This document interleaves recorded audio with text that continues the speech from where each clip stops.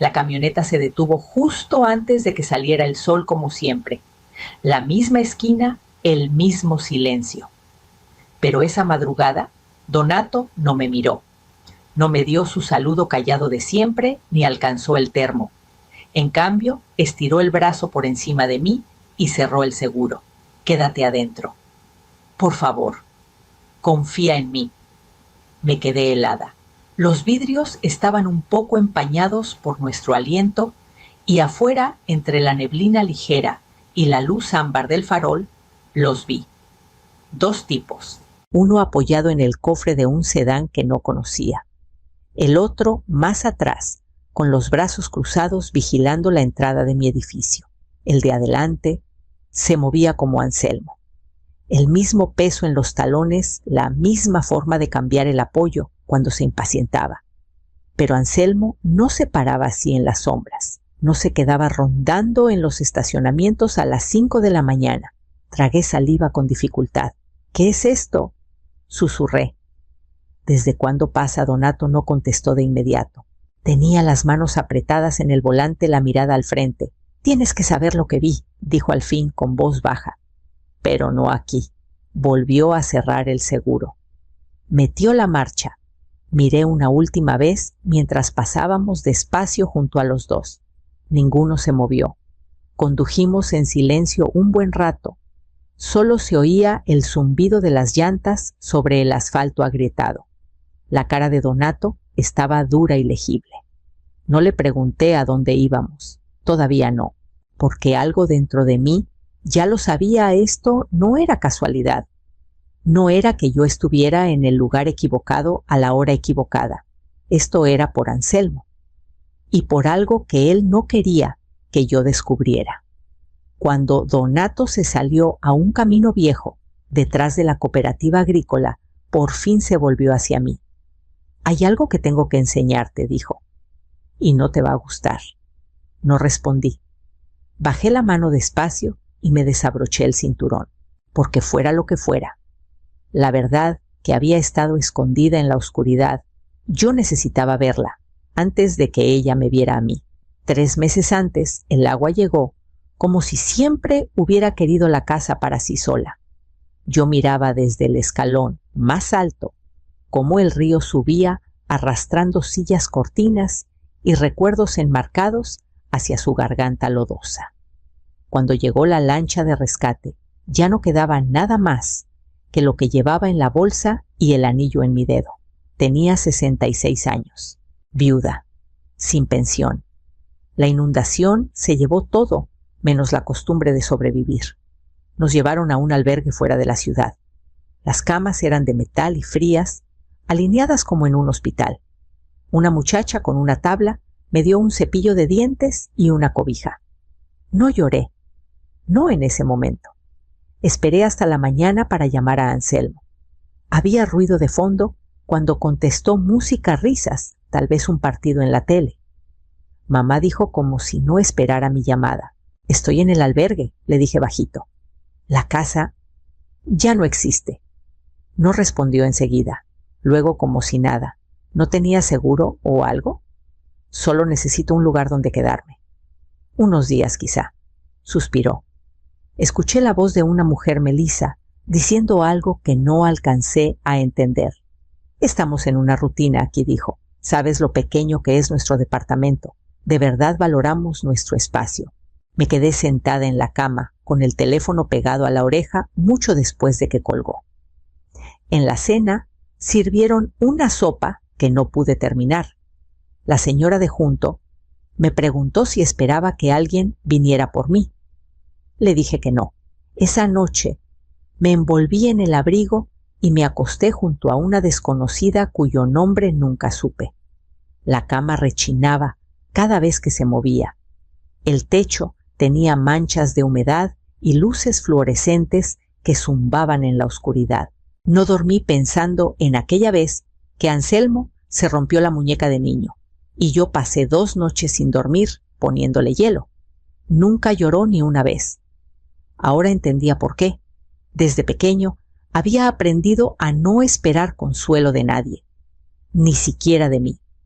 y ahora me devolvía la lección. Conseguí el trabajo limpiando una clínica después del horario porque nadie más lo quería. El sueldo apenas alcanzaba para una habitación en una casa de huéspedes, pero venía con silencio y después del albergue eso se sentía como lujo. Barría pisos, vaciaba basureros, limpiaba mostradores. Nadie me daba las gracias, pero nadie gritaba tampoco. El trabajo era honesto y mantenía mis manos ocupadas cuando la cabeza quería irse a donde no debía. La tercera noche volví a ver la camioneta, la misma que había notado parada al borde del estacionamiento cada turno. Esta vez se acercó. El hombre de adentro se inclinó sobre el asiento y bajó la ventanilla. ¿Vas hacia la 8? ¿Y Marlow Dudé? Más o menos. Soy Donato, dijo. Hago la ruta de entregas nocturnas. Está tranquilo. Te puedo dejar. Miré la banqueta vacía detrás de mí. Luego su cara. Tranquila. Curtida. Sin sonreír de más. No cobro, añadió. Sería muy solo si lo hiciera. Subí. Esa noche no hablamos mucho ni la siguiente, pero el viernes me pasó un segundo termo. Pruébalo. Canela y nuez moscada, dijo. Tome un sorbo. Calientito, dulce y fuerte. La semana siguiente empezó a llevarme sándwiches, de jamón con mostaza picante, de pavo con arándano, cada uno envuelto en papel aluminio con una servilleta doblada al lado. Nunca le pregunté por qué. Él nunca me preguntó de dónde venía. Un jueves, mientras esperábamos en un semáforo, sacó una foto del parasol.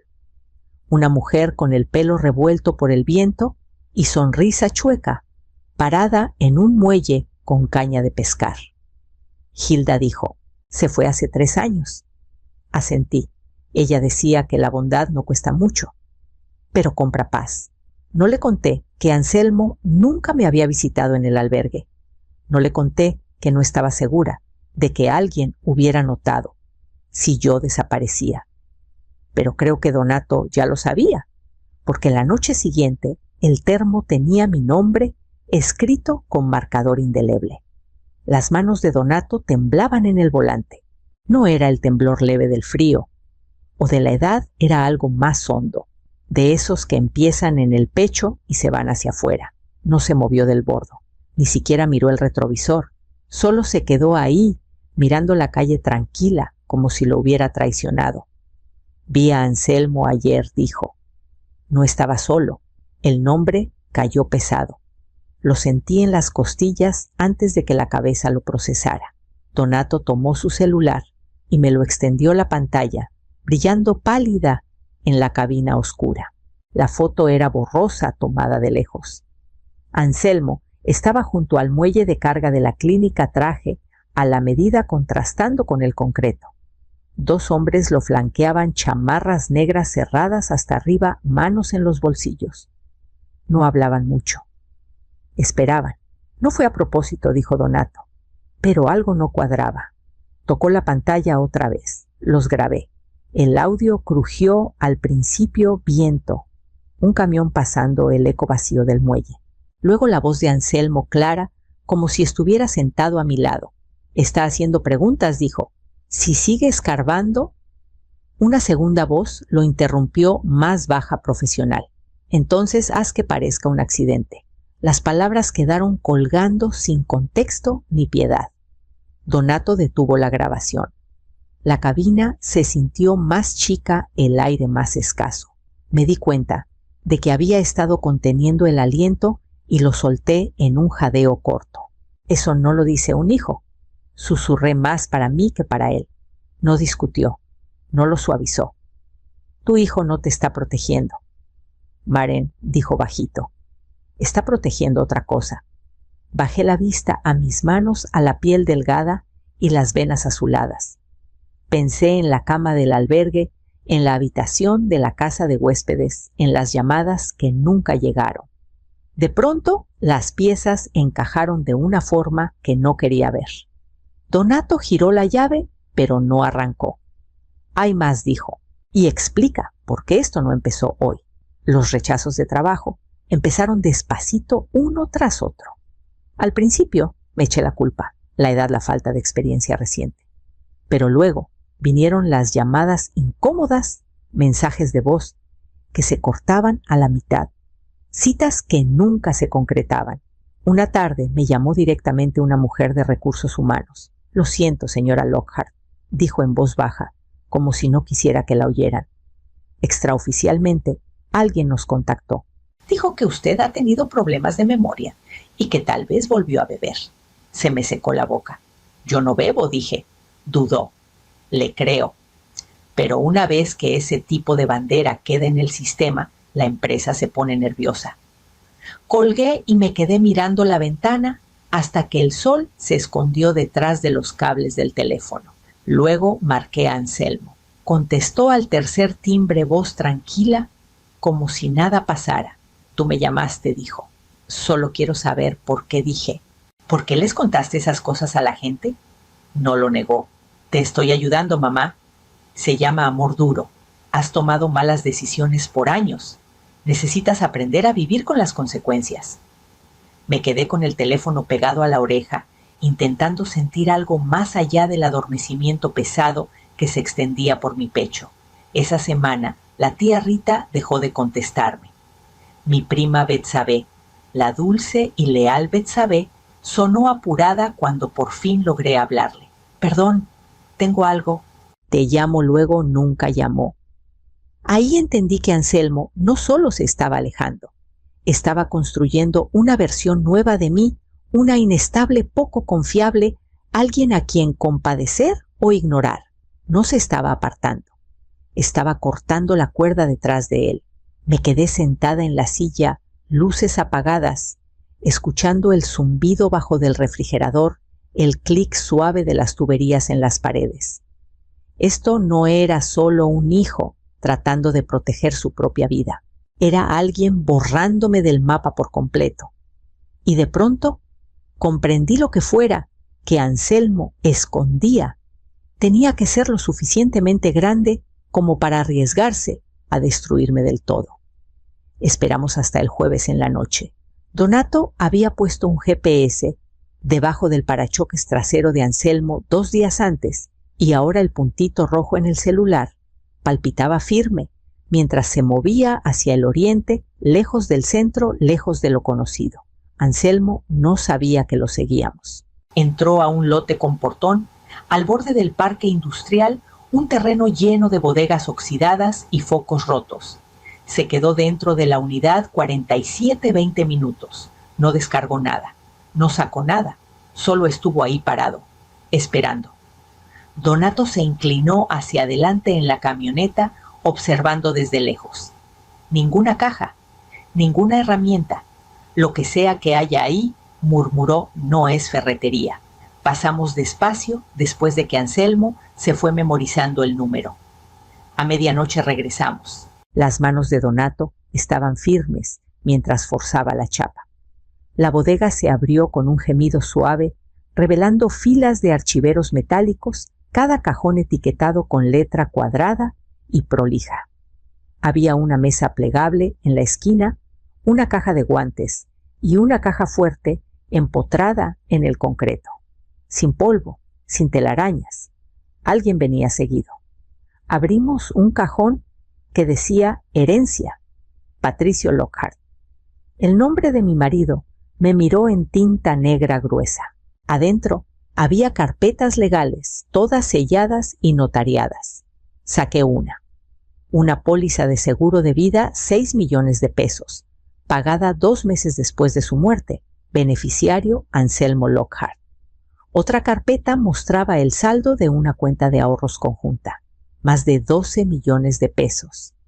Mi nombre estaba ahí, pero la cuenta había sido cerrada, transferida, firmada por mí, solo que yo nunca la había visto. La firma era parecida, pero no mía. Luego la vi. Una renuncia a la herencia. Mi nombre garabateado prolijamente al final. Una fecha que recordaba muy bien, el día que enterré a mi marido. Me agarré del borde del archivero. Donato no dijo nada. Anselmo no solo había robado dinero, había robado mi nombre, robado mi lugar en el legado de mi propio marido. Y por primera vez no sentí pena. Sentí algo mucho más frío acomodándose en mis huesos, porque ahora necesitaba saber qué más se había llevado. Anselmo había dicho que el dinero se había acabado, que los tratamientos contra el cáncer, las medicinas y los cuidados paliativos nos habían dejado en la ruina. Me lo dijo mirándome a los ojos, voz suave, palabras medidas. Hicimos lo que pudimos, mamá. No quedó nada. Pero los archivos de esa bodega decían otra cosa. No había deudas, ni cobros de hospital, ni facturas pendientes. Solo una cadena de transferencias constantes mensuales metódicas hacia una cuenta privada a su nombre en una institución que yo nunca había oído. Empezó hace 8 años, justo después de que Patricio murió. Encontré la nota doblada con cuidado dentro de un sobre manila que decía últimas voluntades. Era su letra. Conocía cada curva, cada subrayado. Les dejo todo a ti y a Anselmo, por igual había escrito. Él prometió asegurarse de que estuvieras bien. Una promesa, no un plan. Pero Anselmo no había dividido nada. Se lo había quedado todo.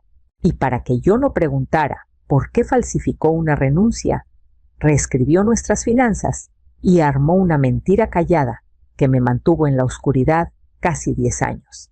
No era por sobrevivir, no era desesperación. Era cálculo. Me quedé sentada en la camioneta afuera de la bodega, con la nota en el regazo, las páginas temblando con todo el peso. La inundación se había llevado mi casa, pero este robo no dejó ruinas, ni paredes, ni techo, solo la ausencia de todo lo que creía que alguna vez nos había unido. Donato apagó la luz del techo. No habló. No hacía falta. El silencio entre nosotros decía suficiente. Pensé en todos los cumpleaños que Anselmo se saltó, las llamadas cortas, la forma en que siempre cambiaba de tema cuando yo preguntaba por la casa, las cuentas, el testamento. No estaba construyendo un futuro que me incluyera. Estaba pavimentando un camino donde yo no existía. Y ahora yo tenía que decidir si ya me había borrado una vez. ¿Qué estaba preparando para hacer después? Le pedí a Anselmo que nos viéramos en un café cerca del Palacio de Justicia, terreno neutral, público, ventanales grandes, testigos. Llegó puntual, vestido como siempre, camisa planchada, zapatos lustrados, el leve aroma de colonia que antes quedaba en los trajes de su papá. Se sentó frente a mí con sonrisa tensa. «Te ves cansada», dijo voz suave. «Tú debiste haber ido al funeral», respondí. No se inmutó. Solo juntó las manos con cuidado delante de él. «Tú debiste haberte quedado callada, mamá». Saqué el sobre de mi bolsa y lo deslicé por la mesa. Los documentos se desparramaron, copias de la póliza, la firma falsificada, los estados de cuenta, la renuncia. No dije nada. Los revisó como si fueran un menú, pero lo vi. El ojo izquierdo le tembló la mandíbula, se le apretó un poco más. «No lo hubieras usado bien», dijo al fin. «Lo habrías regalado. Lo habrías gastado en cosas que no dejan nada. Yo lo invertí. Lo hice crecer. Falsificaste mi firma».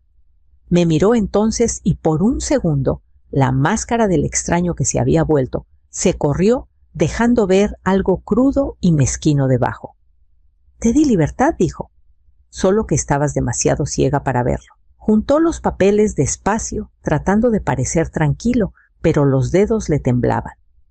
Luego se levantó. Ni una disculpa, ni vergüenza.